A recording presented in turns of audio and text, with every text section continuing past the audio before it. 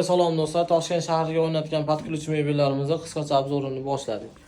Xo'p, bu yotoqxona minimalizm hisobida burchakka 90 cm da trimon qildik. Zamonaviy ko'rinishda 3 xil podsvetka bor. Oynasi pastiga pufik bonus. Burchakka esa 1.10 ga 50 razmerda Chester komod. Spalnigimiz razmeriga keladigan bo'lsak 2 ga 1.60 razmerda bosh tomonni mягкий qildik.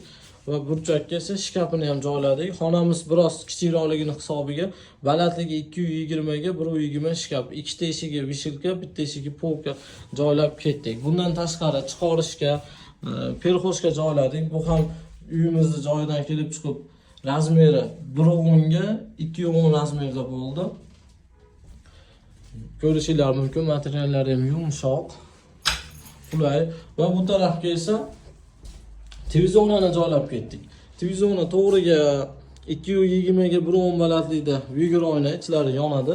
Bu esa televizorning o'zi 1.50 ga 30 balandlikda tortmalarini joyladik. Xo'p, bu o'rta hol bo'lgani hisobiga lekin mягкий mebelni ham joyladik. Razmeri 2.30 ga 1.30 holatda, xonlari loft stilda, neobычный holatda yasaldi.